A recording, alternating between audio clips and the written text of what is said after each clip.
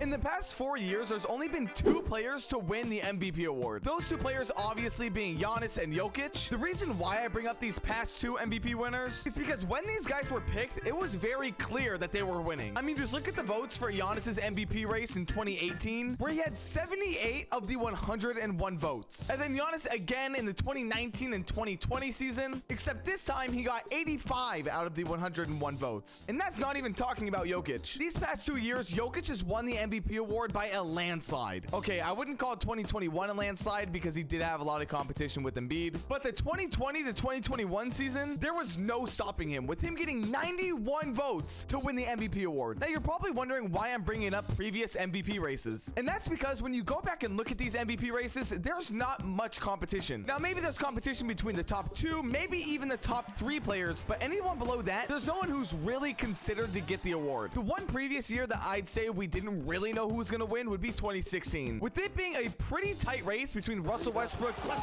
James Harden, and Kawhi Leonard. Beautiful feed.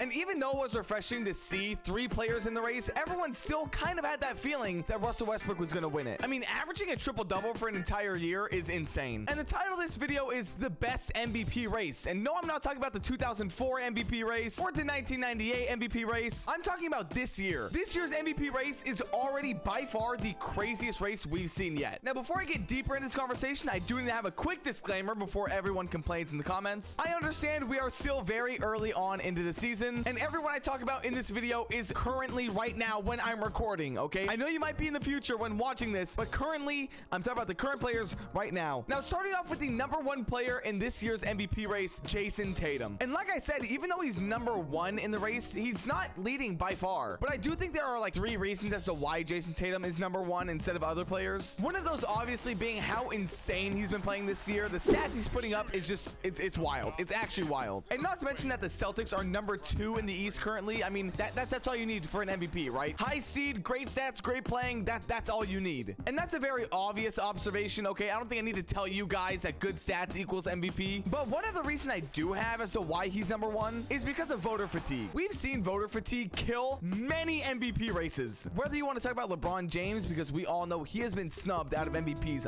multiple times, strictly because of voter fatigue. And when you look at some of the other players that we're going to talk about soon, like Giannis or Jokic, they have won, like I said, 2 MVPs in 4 years. Both of them individually, if that makes sense. So seeing someone new that's playing great and is at the top of the East, it looks good. It looks good for the league to pick a new MVP. And the third reason, like I said, is because of the team record. I just believe that the Celtics are going to be heavy contenders for the championship. I mean, they're going to the finals. I don't see any other team taking this team out. Maybe there's one team, though, and maybe one player that would be able to take out the Celtics, and that is the #2 player in your MVP race, Giannis Antetokounmpo. Giannis, in my personal opinion, that does not matter, by the way, should win the MVP award. I don't see anyone else that I think is better than him this year so far. Like, putting stats up like this is just insane. Like, how is that even possible? And these stats are even better than Jayson Tatum, which is really weird to me, especially with the Bucks being #1 in the East. I mean, they're only up by 1 game, but still. It's weird. It's weird that Giannis is only #2. I'm just saying. The one thing that I think really destroys Giannis's MVP race so far is he did have a couple bad games, right? You go and look at his game against the Houston Rockets recently, or the game against the Grizzlies, and he didn't really perform well, and that does hurt MVP races all the time, which, by the way, I absolutely hate, because what does one person having a bad game have to do with every other one of their games being better than the #1 player in the race? Does that make sense? Like, how does that affect it? For every other year, the #3 player in the MVP race is usually just a player who's had a great season, but isn't really considered to really win the award, right? Well, this year is not like those years, and that's because Jokic is the 3rd player in the MVP race. Now, we all know Jokic is an amazing player. He's currently the reigning back-to-back MVP, and that at the same time could be the poison that takes him out of this MVP race. Because like we said earlier, voter fatigue just loves to come in and kill everyone's dreams. If I'm not mistaken, Jokic is currently leading the league in double-doubles. I'm pretty sure Sabonis is 2nd in that ranking. I'm just saying. And not only is he just putting up double-doubles, he's putting up amazing numbers. I mean, I feel like I don't even really need to talk about him, because everyone knows how amazing this guy is at basketball. And obviously it helps that his team is performing great. They're top of the West. I mean, it's all just working out amazing for the Nuggets and Jokic. I don't see how he's at third, if that makes sense. I don't know. It's so hard because I feel like players should be above other players, but at the same time, that player should be at number 1 and 2. This MVP race is so hard. I don't think I could ever rank these players. I really don't. But I will say, even though Jokic is putting up amazing numbers, great season, and his team is currently second in the West, I think voter fatigue is going to take him out. I'm sorry, Jokic. I don't think you're going to win this one, man. Give him another year, though. Next year, he's going to win because voters won't care that he won 2 previously. I'm just saying. And I will say at the time of recording, Jokic and the Denver Nuggets just beat the Memphis Grizzlies. So